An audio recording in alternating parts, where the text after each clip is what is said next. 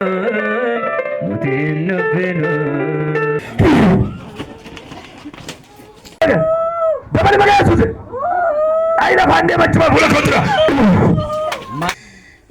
jira gooftaa kana naaf galateeffadha fayyee. Hiikameera ani fayyeera.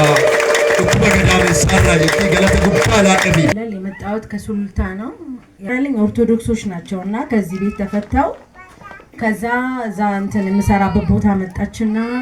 እኔ ጌታን ከተውኩኝ ቆይቻለሁ ባካርግ ያለውኝና በቃ መስማትም አልፈልግም ሲጀመርና መጣችና ከዛ ጌታ ኮኔን እንደዚህ ፈታኝ ጴንጤ መሆኔን አታውቅም ልጅቷና ከዛ እግዚአብሔር እዚህ ቸርች ውስጥ ፈቶኝ ከእንደገና የራሴን ስራ ሰጠኝ እዛ ቸርች ብትሄጂ ይሻልሽ ነበር ብላ ትለኛለች ከዛ እኔ ደግሞ ብዙ ጊዜ መሄድ ፈልጋለሁ ግን መምጣት አልፈልግም እና ከሰማው ወር አሁን 2 ወሬ ነው እዚህ ሀገር ከመጣሁኝ ከሰማው ወር አልፎኛል ከዛ መጨረሻ ላይ እንደሆነ የዛሬ ሳምንት በቃ ዝም ብዬ ብድግ ብዬ ተነስቼ ማን ወደ ጌታ ቤት መመለስ ቀርቶ ጌታን ማየት ራሱ አልፈልግም ነበር ግን እግዚአብሔር አምላክ እውነቴን ነው የምነግራችሁ ከኢትዮጵያ እስከ ውጭ ተመርምሬ ከግሬስ ከጥፍሬ ድረስ ማጸን ምን ሁሉም ቦታ ነው የሚያመኝና ምንም በሽታ የለብኝም በሽታዬን ግን እኔ ብቻ ነኝ የማውቀው ሐኪሞች ግን አያውቁትም ነበርና እግዚአብሔር ግን ይኸውና የዘመናት ቋጠሮ ነው እዚህ አንከባለለልኝ ገለኒ ኢየሱስ ይፋተው ዋን ሸንጀት ከኖደ ጌሰኖር ፋኒ ኦሮሞ ዱዋ አጌሰኒ አኒ ነሞት አፋን አማሪፋ ዱበቱ ብራዋና ኖልፈን አፋን ኦሮሞ ዱበቹ ደደቤ kanarraa kan ka'e dubartii yookaan micayyoon tokko amantiin ishee ortodoksiidha gara waldaa mul'ataaraa Kiristoos Fayyisaa addunyaa dhuftee raawwatteet fayyina guddaa isin argatte lammaffaa balballi hojii ishee hin banameefi kanaaf gara waldaa sanii dhaqi raawwadhuuti achitti furmaanni keenaan jedhanii haa ta'u malee ani gooftaa Yesuus Kiristoosin fudhadhee duubattan deebi'ee ture akkasuma waa'uma gooftaa Yesuus kana nama natti dha'u sin jaaladhu maqaasaa sin jaaladhu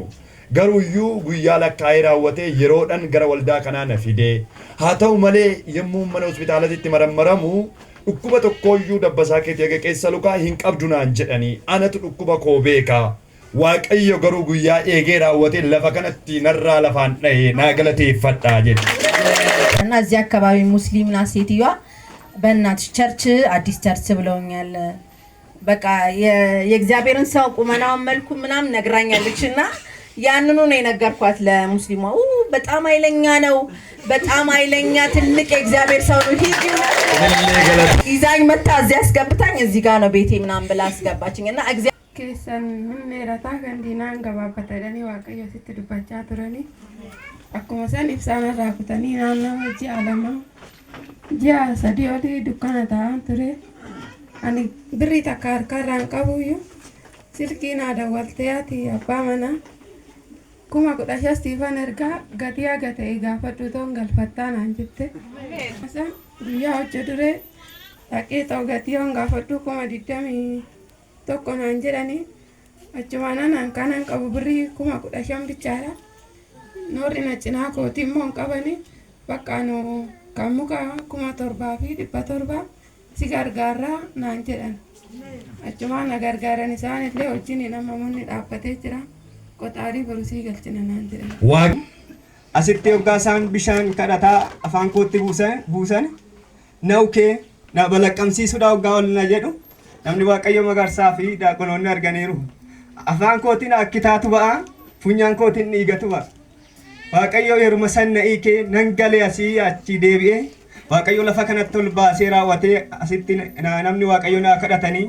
nan gale gallaan bakka hoggaan mana fincaaniin deeme yoon deemu wanni tokko inni na waraanu sun wanni tokkichi qaama koo keessan jiru waaqayyo na hiikee bilisa na baasee waaqayyo inni kootis